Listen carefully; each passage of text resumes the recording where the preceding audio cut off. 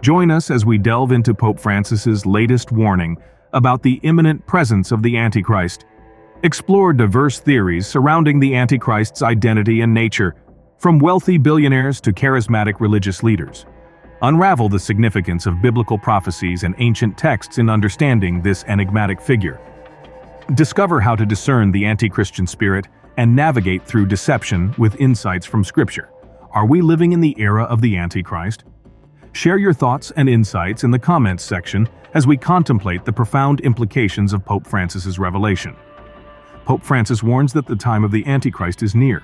Come discuss and comprehend Pope Francis's most recent revelation regarding the Antichrist with us in this video. Does the Antichrist truly exist? The Antichrist is viewed in Christianity as Christ's greatest opponent and diametric opposite. Christian doctrine states that, before the Last Judgment, this person will reign inhumanely. Calling someone or something the Antichrist or a precursor to the Antichrist has historically been a very harsh way to express strong disapproval. The term Antichrist first appeared in the Bible's letters of John, and the entire story of the Antichrist's life and rule can be found in ancient texts from the Middle Ages dating back almost 2,000 years. Older Jewish traditions, particularly the Hebrew Bible's Book of Daniel, are where Christians first obtained the idea of the Antichrist. This book, which was composed circa 167 BCE, described a persecutor of the future who would speak against God, hurt God's people, and attempt to alter laws and regulations. Academics believe the author was referring to Antiochus IV Epiphanes, a monarch who was causing problems for the Jewish people at the time. All the same, the principle may later be applied to discuss any persecutor, since Antiochus was not specifically mentioned in the text. When Christianity first began, its adherents believed that Daniel's prophecy related to the Roman emperors who were oppressing the Christians, particularly Nero, who ruled from 54 to 68 CE. Let us now examine some of Pope Francis's beliefs regarding the Antichrist. The wealthy billionaire theory is the first theory. According to the rich billionaire idea, the Antichrist will be extraordinarily powerful and affluent. Their enormous wealth would be used by this Antichrist to subvert international institutions and nations. This theory is based on specific scriptures. First, there is a beast with 7 heads and 10 horns that is said to symbolize many powerful nations or organizations.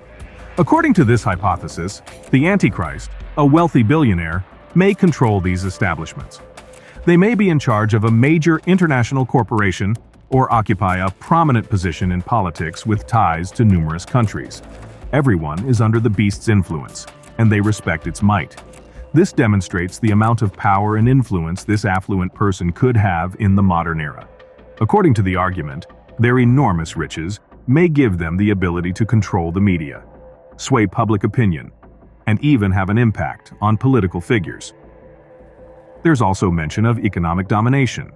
It claims that everyone who purchases or sells items receives a unique mark from the second beast.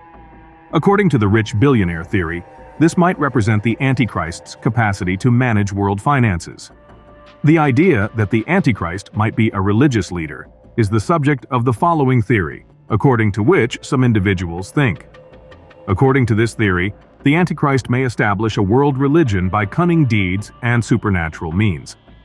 This belief stems from a biblical notion of spiritual deception, according to which the Antichrist may deceive people with his purported miracles and religious influence. According to this perspective, the Antichrist is perceived as a charismatic religious leader who deceives people by doing seemingly miraculous deeds. According to the notion, these acts are a means of tricking followers into believing they are using supernatural power. The theory of alien deceit is now available.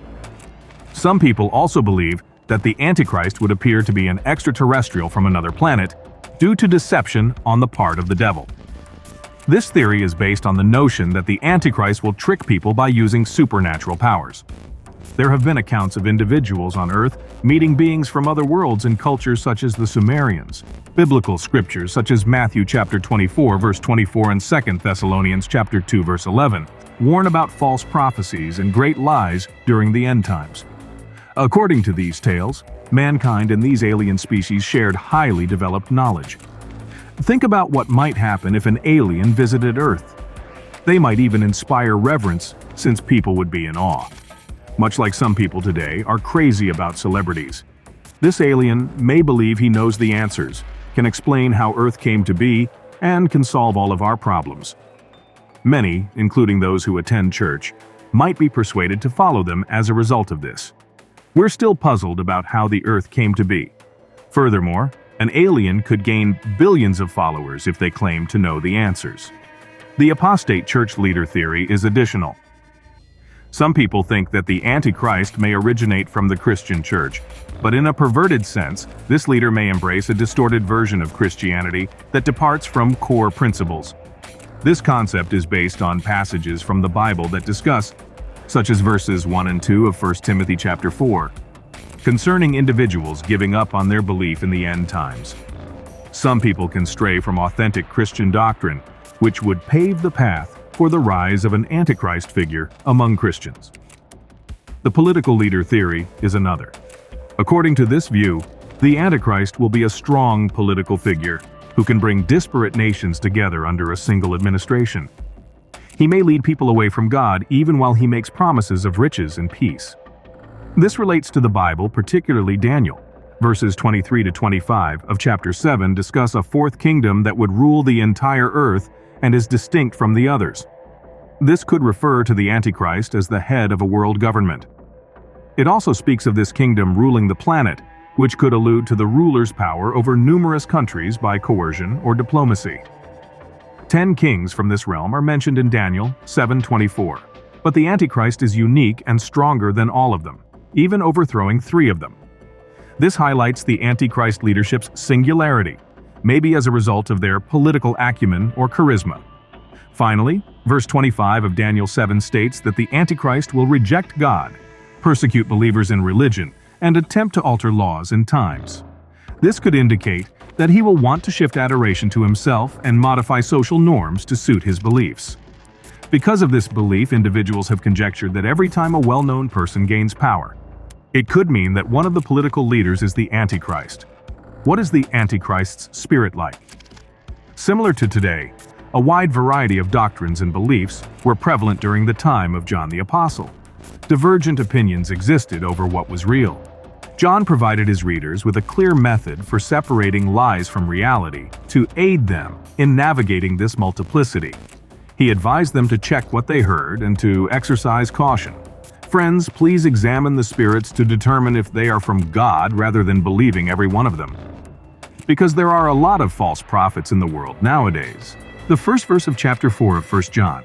So how can we identify the anti-Christian spirit and test these spirits? According to John, these spirits were both human teachers and otherworldly entities that shared spiritual concepts. While fraudulent teachers propagated erroneous teachings frequently influenced by evil spirits, true teachers spoke on behalf of God, imbued with His Spirit. 1 Timothy chapter 4, verse 1. What these professors say about Jesus is the subject of the first test. According to John, all spirits who confess that Jesus Christ is a human being are of God. Verses 2 and 4 of 1 John.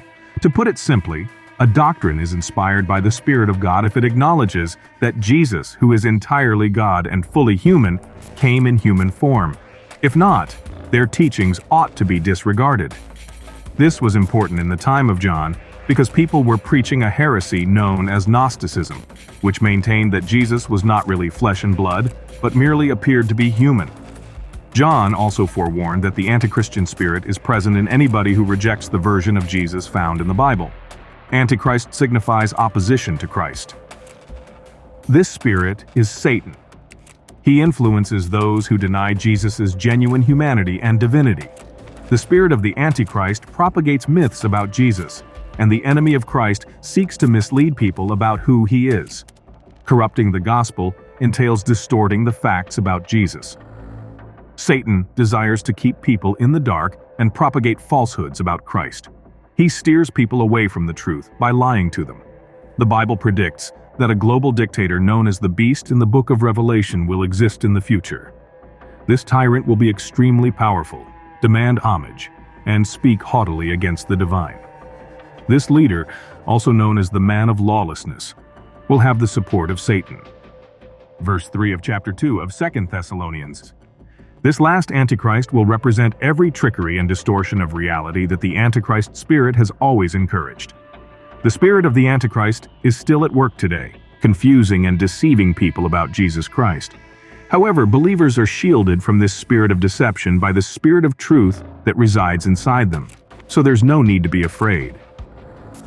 John comforted his readers, saying, "You are from God and have overcome them, because there is a greater power within you than there is in the world."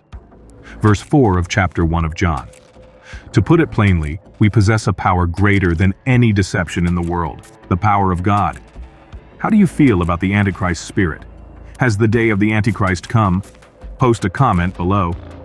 In conclusion, Pope Francis's warning about the Antichrist sparks deep contemplation on biblical prophecies and contemporary realities.